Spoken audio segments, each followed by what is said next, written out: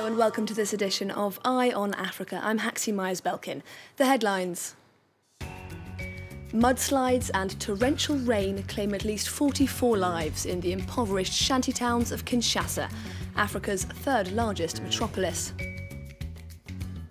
Zimbabwe's new president, Emmerson Mnangagwa, pays a house visit to opposition leader Morgan Tsvangirai, who's fighting colon cancer. That visit hailed by Tsvangirai's deputy as the politics we want to see.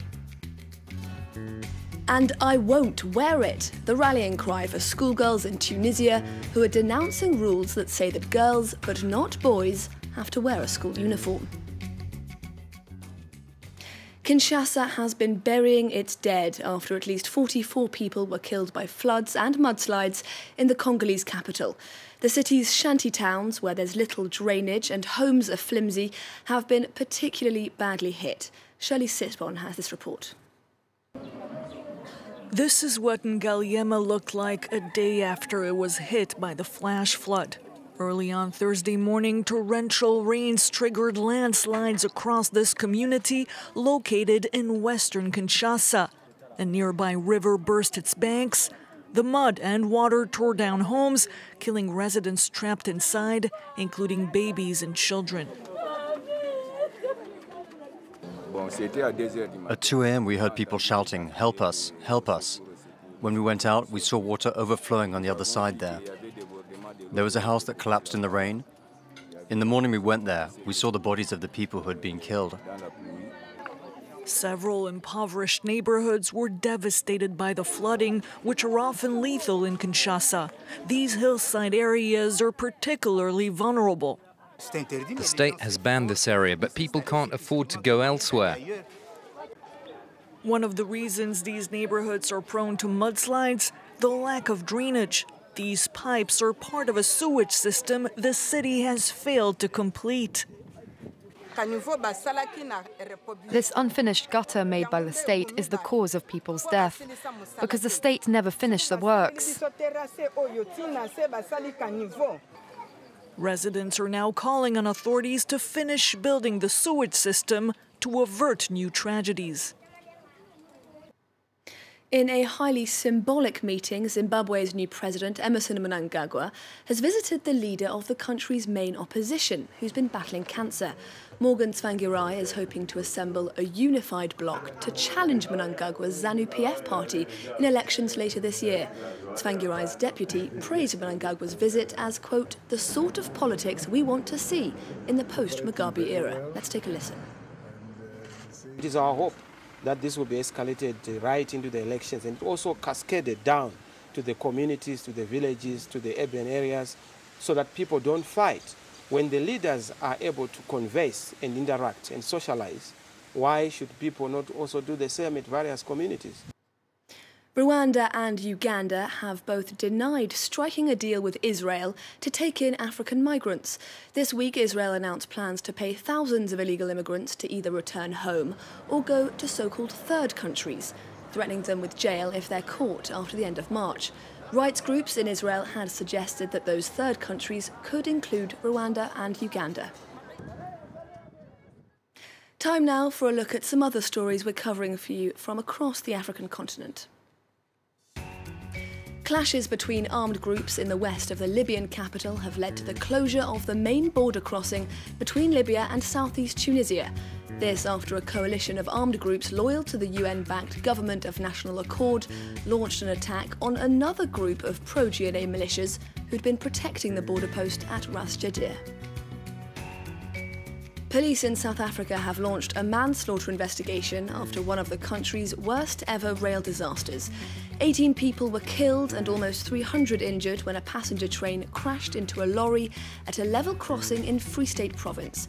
The driver of the lorry survived the incident and has been accused by the country's transport minister of taking chances that cost lives.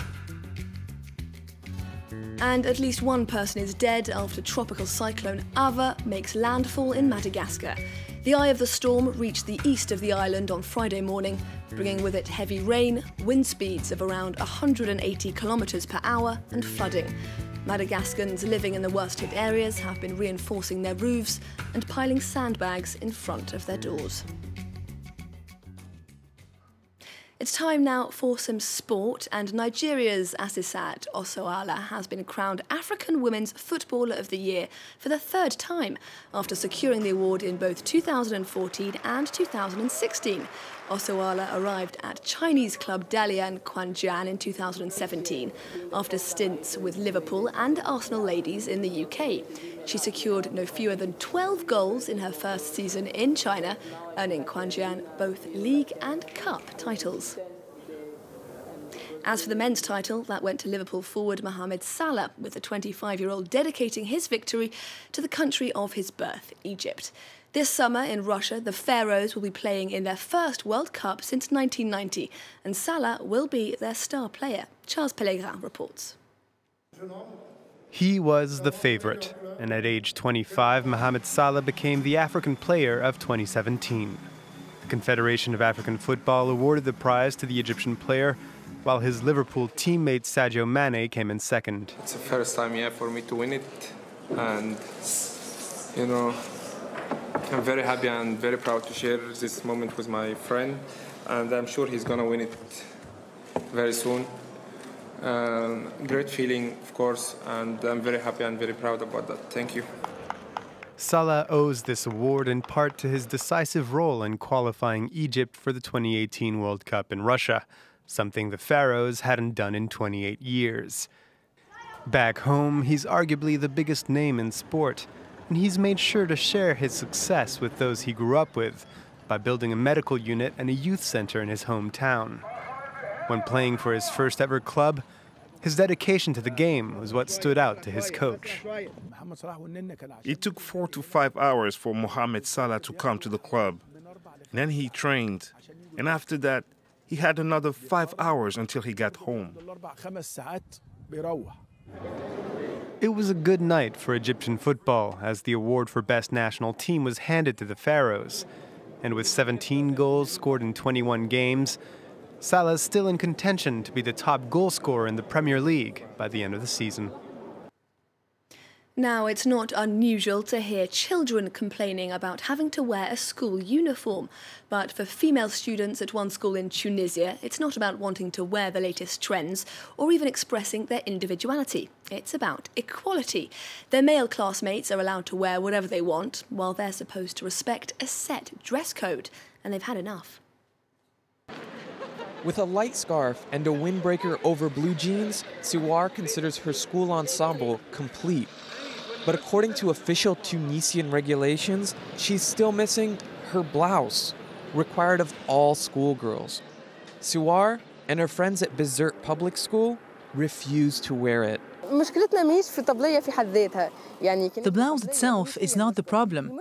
The problems that we try to criticize are the reasons why the blouse is worn only by girls. If the blouse was imposed on everyone, there would be no criticism. Authorities say the blouse aims to erase social inequalities between students, and refusing to wear it may result in a student's expulsion. But these girls find the rule hypocritical, especially since the 2014 Constitution stipulates equality between men and women. It conveys a terrible message. For me, it's really a message that says women's bodies are at the service of men. And so girls must stay covered so that boys will remain calm, so that they're not distracted by these young girls' bodies.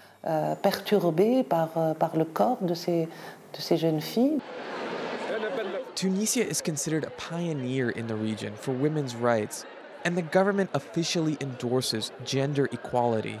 But parts of society remain conservative. And the authorities say they want to be inclusive as the country changes. There is a movement. Tunisian society is changing, and the mindset of students is changing too. We must accept it and try to manage it. The Ministry of Education should not be the only one supervising this. It is necessary to involve all the stakeholders in this debate so that the issues are collective and that the solutions can satisfy everyone. Tunisia experienced a political revolution in 2011, ending 23 years of dictatorship.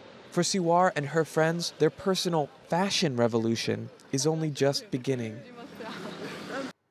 That's all we have time for right now. Thank you very much for watching, and do stay tuned. There's more news coming right up.